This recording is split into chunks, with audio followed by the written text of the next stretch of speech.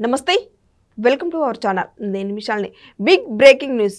YCP నేత బొత్స సత్యనారాయణకు అస్వస్థతకు గురయ్యారు. అయితే సడన్గా బ్రెయిన్ స్ట్రోక్ రావడంతో నిన్న హైదరాబాద్కి తరలించి అక్కడున్న సిటీ న్యూరో హాస్పిటల్కి తీసుకెళ్లారు. కానీ ఆయన పరిస్థితి ఏ విధంగా ఉందో తెలుసుకోబోయే ముందు స్టూడియోలో ఉన్నారు సీనియర్ జర్నలిస్ట్ దుర్గకుమార్ గారు ఉన్నారు. వారిని అడిగే విషయాలను తెలుసుకునే ప్రయత్నం చేద్దాం. నమస్కారం సార్. నమస్తే మషాల్ని, మన వీక్షకులు కూడా. సార్, ఇంత సడన్గా బొత్స సత్యనారాయణకి బ్రెయిన్ స్ట్రోక్ రావడం కారణం ఏంటి సార్? అంటే బొత్స సత్యనారాయణ గారికి ఇంతకుముందు కూడా దాదాపు ఇలాంటి అనారోగ్యం గతంలో కూడా వచ్చిందమ్మా.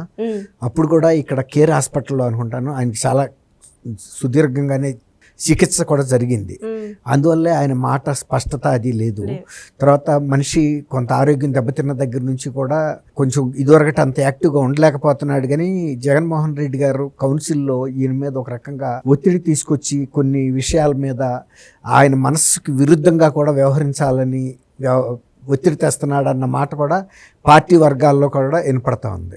ఎందువల్లంటే బొత్స గారు పార్టీలో సీనియర్ లీడరు, కానీ ఆయన పెద్దల సభలో వైఎస్ఆర్సీపీ పార్టీకి నాయకుడిగా ఉండి, అంటే ప్రతిపక్ష నాయకుడు హోదాలో ఉండి చాలా అసందర్భమైనటువంటి అంశాలను ప్రస్తావిస్తున్నాడు.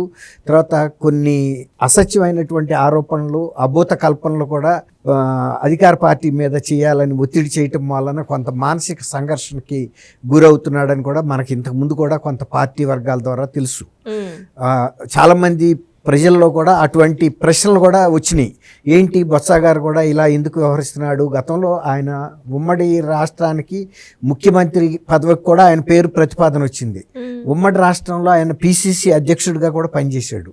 కానీ ఆయన వయసుకి, ఆయన ఉందాతనానికి, ఆయనకున్న అనుభవానికి ఇవాళ ఆయన పెద్దల సభలో వైఎస్ఆర్సీపీ నాయకుడిగా వ్యవహరిస్తున్న తీరు ఎక్కడా కూడా పోలిక లేదు అనే విమర్శ బయట వినపడుతుంది. ఆ సంఘర్షణ మూలనే కొంత ఈ అనారోగ్యానికి కూడా కారణం అని చెప్తున్నారు. ఎందుకంటే ఆయన ఎంత రాక వెళ్ళాడంటే, మొన్న మధ్య అజిత్ పవార్ చనిపోయిన హెలికాప్టర్ ప్రమాదంలో ఎంఎస్ఆర్ సంస్థది, అది ఏవియేషన్ సంస్థ. ఆ ఏవియేషన్ సంస్థకి ఒక గతంలో ఉన్న ఒక హెరిటేజ్ అనే ఒక సంస్థ, తర్వాత ఇంకొక కంపెనీ, అది జాయింట్ కంపెనీ. ఇప్పుడు చంద్రబాబు నాయుడు గారి హెరిటేజ్ కాదు, అది వేరే బిజినెస్, వాళ్ళ సంస్థ వేరు. అప్పుడు ఎంఎస్ఆర్ ఏవియేషన్ సంస్థకి ఫైనాన్స్ ఇచ్చిందంట ఆ హెరిటేజ్ అండ్ ఇంకొక కో కంపెనీ.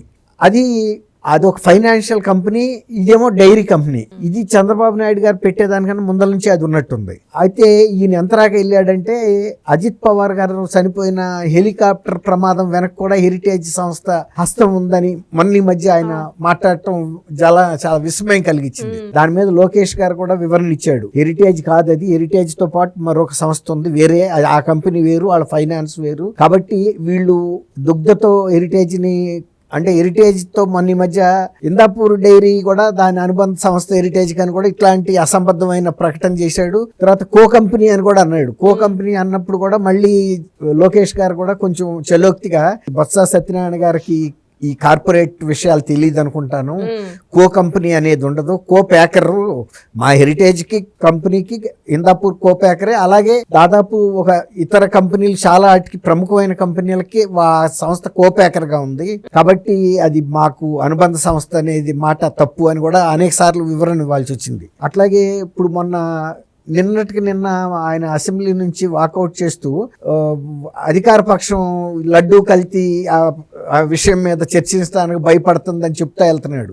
కేశవ్ గారేమో దాని మీద మనం చర్చిస్తాము, పెట్టండి ఆ ఎజెండాలో, మేము సిద్ధంగా ఉన్నాము, ఆ అపచారం ఎలా జరిగింది ఏంటి అనే దాని మీద అని ఆయన చెబుతుంటే ఈయన బయటికి వెళ్ళిపోతూ అట్లా చెబుతున్నాడు. అట్లాగే మొన్న మధ్య ఇంకొక వాకౌట్ కూడా అసంబద్ధంగా ఈయన ఆయన సోము వీర్రాజు గారు, బీజేపీ, ఆయన మాజీ రాష్ట్ర పార్టీ అధ్యక్షుడు ప్లస్ బీజేపీ పక్ష సభ్యుడు కౌన్సిల్లో, ఆయన శాంతి భద్రతల్లో ఫెయిల్ అయినాయని బొత్స సత్యనారాయణ గారు విమర్శిస్తే, ఇప్పుడు ఫెయిల్ అవ్వటం కాదు, 24లో ప్రధానమంత్రి మోడీ గారు చిలకలూరుపేట వచ్చినప్పుడు ఆ సభ విషయంలో కూడా శాంతి భద్రతలు అప్పుడు విఫలమయ్యి రసభాస అయింది. సరైన చర్యలు తీసుకోకపోవటం వలన ఆనాటి ఎస్పీని కూడా అప్పుడు బదిలీ చేశారు కేంద్రం. అది రాష్ట్ర ప్రభుత్వం మీదే అది ప్రతిస్పందిస్తుంది, ఆనాడు ప్రభుత్వం మీదేనని చెప్పాడు. ఇట్లా ప్రతి అంశంలోనూ వాళ్ళు ఏదైతే ఆరోపణలు చేస్తున్నారో బూమరాంగ్ అవుతుంది.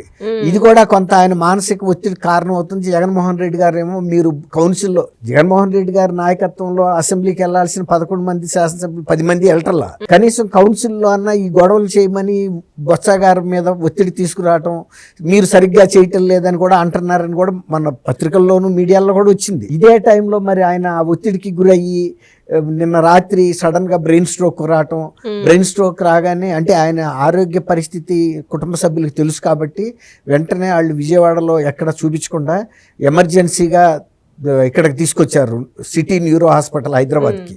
అంటే ఇక్కడైతే ఇంకా ఎక్కువ ఫెసిలిటీస్ ఉంటాయి, కేర్ ఎక్కువ ఉంటుందని. అయితే ఇప్పుడు నిలకడగా ఉందని చెప్తున్నారు. వచ్చింది బ్రెయిన్ స్ట్రోక్ కాబట్టి గతంలో కూడా ఇదే ఇబ్బంది ఆయనకు వచ్చింది. పెలేషియా అని ఏదో ఒకటి ముఖానికి సంబంధించి మూతి వంకర తిరగటం అది జరిగింది. సేమ్ దాదాపు ఇలాంటిదే కాబట్టి ఆయన అందుకే మాట స్పష్టతగా రాదు. అసలు నిజానికి ఆయన గతంలో కూడా ఎన్నికల సందర్భంలో కూడా స్పృహ తప్పి పడిపోయాడు వ్యాన్లోనే, అప్పుడు కూడా జరిగింది. కాబట్టి అసలు ఆయన ఆరోగ్యరీత్యా ఆయన మీద ఇంత ఒత్తిడి తీసుకురావటం కూడా కరెక్ట్ కాదనే అభిప్రాయం వైఎస్ఆర్సీపీ నాయకుల్లో ఉంది.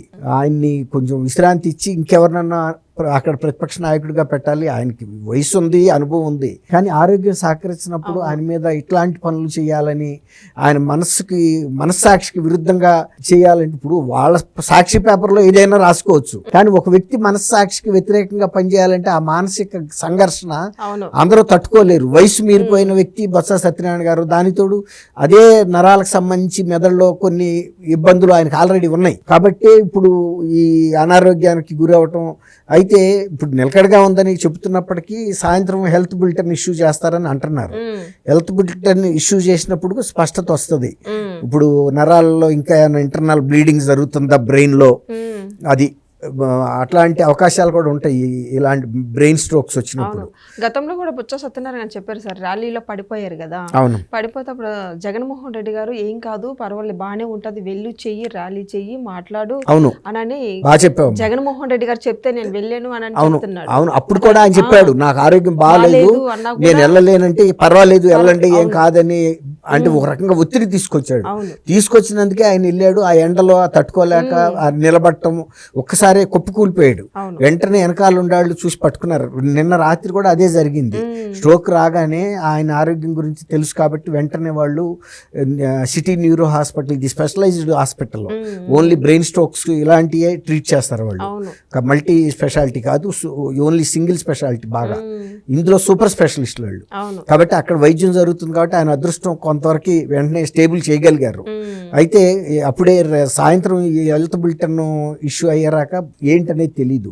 ఏదైనా కూడా ఇక ఇదివరకట్లాగా ఆయన మానసిక సంఘర్షణకు గురయ్యే ఒత్తిడి పెట్టుకోకూడదనేది పార్టీలో నాయకులు కూడా చెబుతున్నారు, కుటుంబ సభ్యులు కూడా ఆయనకు అదే సలహా చెప్తున్నారు. కానీ పార్టీలో నాయకులు కానీ ఇప్పుడు బొత్స సత్యనారాయణ ఈ కల్తీ నెయ్యి గురించి మాట్లాడుతూనే వస్తున్నారు, ముందుకు వస్తున్నారు, ఇంకెవరు మాట్లాడట్లేదు సార్. అంటే ఆయనకి తెలుసు ఇవన్నీ, కానీ జగన్మోహన్ రెడ్డి గారు ఏంటంటే కనీసం కౌన్సిల్లో మనకి మెజారిటీ ఉంది, మీరు కౌన్సిల్లో అయినా గొడవ చేసి పార్టీ ఉనికి ఉందని ప్రజల్లో తీసుకురావాలి అని ఆ ఒత్తిడి చేయటం వల్లనే ఆయన ఇలాంటి పరిస్థితి వస్తుందని చెబుతున్నారు. బహుశా నేను అనుకోవటం ఈ రేపు కనుక డిశ్చార్జ్ అయితే కొంత మానసికంగా విశ్రాంతి తీసుకోవటానికి ఆయన జగన్మోహన్ రెడ్డి గారు చెప్పినా ఎవరు చెప్పినా కూడా కుటుంబ సభ్యులు కూడా అనుమతిస్తారని అయితే నేను అనుకోను. ఇక్కడ ఇలా యాక్టివ్గా ఉండటం కానీ లేకపోతే ఇలాంటి ఒత్తిడికి సంబంధించిన ఆరోపణలు చేయటం, తనకు తను మానసికంగా సంఘర్షణ పడటం అని ఒప్పుకోరని అనుకుంటున్నాను నేను. ఎందుకంటే మరీ ఆయన పెద్ద వయసు కూడా కాదు, మళ్ళీ ఓ రకంగా అనారోగ్యం వచ్చిందనే కానీ ఆయనకి మరీ 80 ఏళ్ళు ఆ వయసు ఏం కాదు అయింది. మా ఉంటే 65-60 మధ్యలో ఉండుంటారని అనుకుంటున్నాను. థ్యాంక్ యూ అమ్మ శాలిని, మన వీక్షకులకు.